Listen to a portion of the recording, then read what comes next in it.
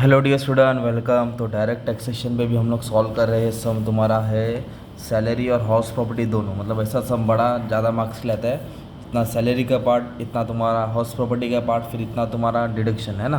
तो कंबाइंड सम में कैसे सॉल्व करें, आ जाओ प्यार मोहब्बत में चालू करते हैं। ठीक है, अब सबसे पहले क्या दिया इधर मालूम है क्या बच्चे लोग? सैलरी सॉल्व करते हैं। तो इसकी बेसिक सैलरी कितनी दी है? वजह से जो 90% डिसेबिलिटी है, तो इतना पार्ट सॉल्व करता हूँ। तो बेसिक सैलरी 6 लाख दी है। कितना दिया? 6 लाख। तो इधर लिखेंगे आप लोग बेसिक सैलरी। ओके, तो उसकी बेसिक सैलरी पर मंथ नहीं बोला है, डायरेक्ट क्या बोला है? 6 लाख। तो मैं क्या करूँगा, डायरेक्ट 6 लाख लिख दूँगा अंदर।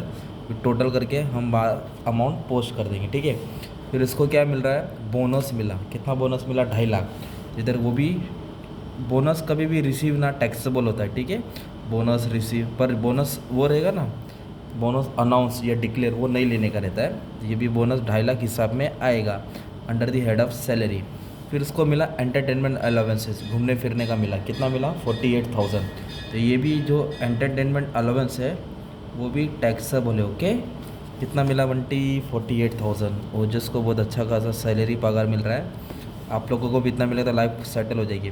अब इसको हाउस रेंट अलाउंस मिला 1,20,000, जिसमें से इतना एग्जाम्प्ट है। एग्जाम मतलब तुमको कम करना पड़ेगा। तो इसको कैसे लिखेंगे? चलो आ जाओ बता दो। सबसे पहले इधर लिखेंगे हाउस रेंट अलाउंसेस। तो घर के लिए इसको अलाउंस मिला 1,20,000। ओके, मैंने यहाँ ऐसा लिखा। फिर ब्रैकेट में डालेंगे ऐसा एग्जाम। क्या डालेंगे अपन? एग्जाम लिखना पड़ता है। ठीक है, अंडर सेक्शन याद है तो 10 डाल दो, वरना छोड़ दो। कितना एग्जाम बोला है? 17,900। तो ये 17,900 क्या करेंगे हम लोग? माइनस करके जो बचेगा ना 1,02,100 वो टैक्सेबल लेंगे, वो हिसाब में लेंगे। ऐसा होता है। ठीक है, ये किसका था? House rent. इसमें से ये माइनस करके बाहर डाला। अभी कन्वेंस अलाउंस। कन्वेंस का मतलब होता है, कन्वेंस का मतलब होता है टूर ट्रैवलिंग हो ना, वो सब अलाउंस इसको मिला। अभी इसको भी मैं रेड पेन से अंदर क्यों लिख रहा हूँ? 24,000 मिला, इतना उसने ऑफिशियली अमाउंट स्पेंड किया। जो ऑफिशियली स्पेंड किया ना उसको एग्जाम कर रहे हैं, है ना, वो एग्जाम्प्टेड है। तो कितना ऑफिशियल मिला मालूम है? ऑफिशियल मिला है 21,600। तो 24,000 में से 21,600 हम लोग क्या करेंगे? हटा देंगे। ठीक है, 21,600 क्योंकि ऑफिशियल पर्पज़ है। जो बाकी का अदर्स है वो सैलरी के अंडर कैलकुलेशन में आएगा। अब इसको पर की सीट मिला। क्या मिला? पर की सीट। पर की सीट का मतलब होता है फैसिलिटीज़ होता है। क्या होता है? फैसिलिटीज़ होता है। ठीक है, तो इधर हमने लिखा पर की सीट। किधर है? हाँ इधर है, पर की सीट है ना। फॉर मील मिला। मील बोले तो खाना पानी हो गया ना यार। अगर कोई परक्यूसिट फर्नीचर गाड़ी घोड़ा दिया तो वो टैक्सेबल होता है ना। पर परक्यूसिट फॉर मील, मील का बोले तो भोजन होता है ना यार, खाना होता है ना। तो जो भी खाने के लिए कंपनी देती है वो पूरा क्या होएगा? एग्जाम्प्ट होएगा, वो टैक्सेबल नहीं है। इसलिए पूरा 24,000 क्या हो जाएगा तुम्हारा? लेस हो जाएगा। ठीक है, अब इसके बाद हम क्या करेंगे मालूम है? ये सब का टोटल ले लेंगे। तो 6 लाख, 2.5 लाख, 48, 1,02,100, 2,400। तो उसको टोटल लेंगे तो 10,02,500 हो जाएगा। और जब भी सैलरी का सम करेंगे तो डिडक्शन याद रखना, एक प्रोफेशनल टैक्स आता है डिडक्शन और एक स्टैंडर्ड डिडक्शन। स्टैंडर्ड डिडक्शन बोले तो फिक्स डिडक्शन है। कितना आएगा? 50,000। कितना आएगा? 50,000। स्टैंडर्ड डिडक्शन कितना आएगा? 50,000 आएगा। ठीक है, डिडक्शन बोले तो कम करना रहता माइनस। और इधर क्वेश्चन में प्रोफेशनल टैक्स भी दिया है। कितना दिया प्रोफेशनल टैक्स? 2,500। तो ये 2,500 भी हम लोग क्या करेंगे? लेस कर देंगे, है ना। तो क्या करना पड़ेगा? ये 10 लाख 2,500 में से 52,000 माइनस करेंगे। तो ये दोनों में से ये दोनों मतलब रेड में थे दोनों, ब्लू माइनस किया ना, तो अपने को मिलेगा 9,50,000। ये 9,50,000 तुम्हारा है इनकम फ्रॉम सैलरी। तो अपन ने क्या किया? आधा सम सॉल्व कर दिया, हाफ सम सॉल्व हो गया। अब आधी कहानी बाकी है, आधी पिक्चर बाकी है। अब इसके बाद तुमको एक और सम तुमको बताऊंगा बोर्ड पे, वो भी तुमको समझाता भी। अभी देखो इधर क्या बोला? बंदे के पास क्या लेट आउट है, घर भाड़े पे दिया है, म्यूनिसिपल वैल्यूएशन पर मंथ दिया है, रेंट रिसीव दिया है, म्यूनिसिपल टैक्स पेड दिया, इंटरेस्ट बॉलो दिया। तो ये हाउस प्रॉपर्टी का इंफॉर्मेशन हो गया। तो ये आपको क्या करना पड़ेगा?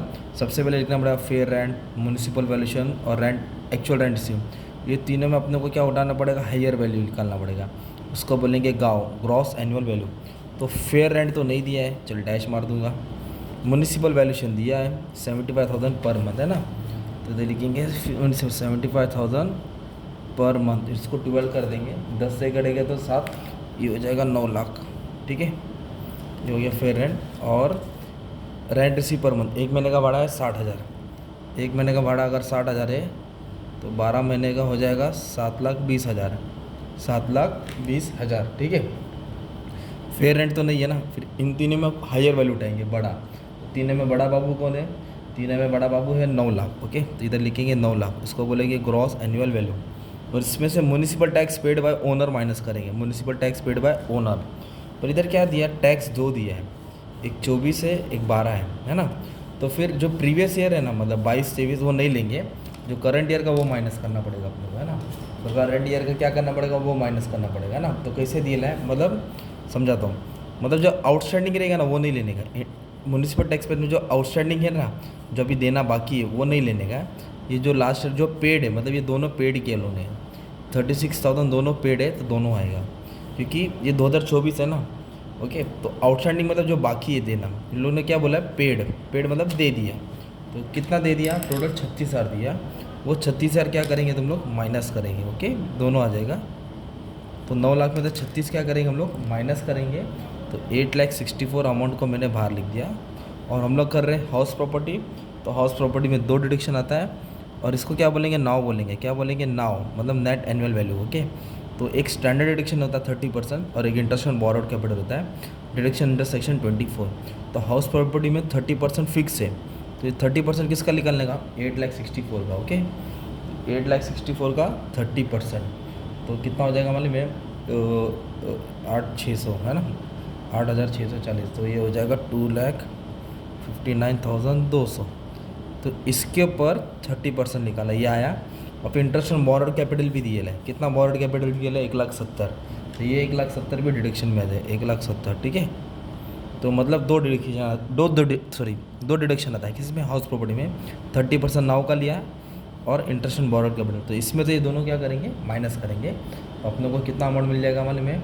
4,34,800, 4,34,800 ये हो जाएगा। ये जो आंसर है ना फाइनल, ये है इनकम फ्रॉम हाउस प्रॉपर्टी, और ये इनकम फ्रॉम सैलरी है।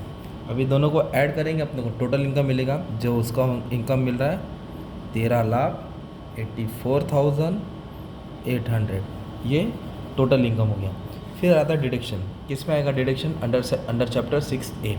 इधर कैसे लिखेंगे? अंडर सेक्शन 80 तो 2 डिडक्शन दिया, ठीक है। तो एक डिडक्शन क्या दिया मालूम? इधर उसने अपने एजुकेशन का लोन लिया था 80,000, तो इंटरेस्ट ऑन एजुकेशन लोन। तो जो भी इंटरेस्ट ऑन एजुकेशन लोन होता है वो अंडर सेक्शन 80E में आएगा, इधर आएगा 80E में। तो इधर लिखेंगे इंटरेस्ट ऑन एजुकेशन लोन। तो कितना था एजुकेशन लोन का इंटरेस्ट? 80,000। तो ये भी डिडक्शन में आता है। और डिडक्शन कैसे पहचानेगा? अमाउंट कंट्रीब्यूटेड रहेगा, पेड रहेगा, इन्वेस्टेड रहेगा, डिपॉजिटेड रहेगा, स्पेंड रहेगा ना, ये सब डिडक्शन होता है। मैंने अच्छे से समझा दिया हो। अब ये डिडक्शन इधर है, क्योंकि बंदा ना 90% डिसेबल है, मतलब अपाहिज है ना वो। तो उसका कंडीशन क्या है? अगर जो बंदा 80% से कम है तो उसको 75,000 डिडक्शन मिलेगा। जो एसएससी 80% से ज़्यादा है तो उसको 1,25,000 माफ़ होएगा। तो इसकी डिसेबिलिटी कितना है? 90%, दैट इज़ मोर देन 85 है ना। इसको क्या हो जाएगा? हैंडीकैप है ना वो, तो 80U में आ जाएगा, ओके। तो इधर लिखेंगे हैंडीकैप, कितना परसेंट हैंडीकैप है? 90% डिसेबिलिटी, पूरा डाल देने का। तो कितना माफ़ होएगा? 1,25,000 क्या होगा? माफ़। दोनों को ऐड करेंगे 2,05,000 आ जाएगा। तो 13,84,000 था जो टोटल इनकम था, उसमें से 2,05,000 क्या करेंगे? माइनस करेंगे। गाबू गुबू वाला आ गया, ठीक है। सुबह सुबह मतलब लेक्चर सुबह ही रिकॉर्ड हो रहा है, ठीक है, तुम्हारे लिए टाइम भी दिखा दो। ये फाइनल आंसर है। इसमें से क्या क्या है मैंने माइनस कर दिया। अब एक बोर्ड पे भी सम सॉल्व करा है, तुमको कैमरा दिखा दो इधर, ठीक है। ये बोर्ड पे सम है, इसका भी स्क्रीनशॉट ले लो, है ना। ये वाला तुम्हारा क्वेश्चन है ना, और ये तुम्हारा आंसर है ना। ब्लैक वाला क्वेश्चन है, ब्लू वाला आंसर है। इसमें भी कैसा है? 2 प्रॉपर्टी, एक है सैलरी, एक है हाउस प्रॉपर्टी। इसका भी अच्छे से स्क्रीनशॉट लेके सॉल्व करेंगे, ठीक है। तो thank you very much and all the best for your exam. बच्चे लोग 9 बजे आने वाले तो मैं एक लेक्चर रिकॉर्ड कर दूँगा।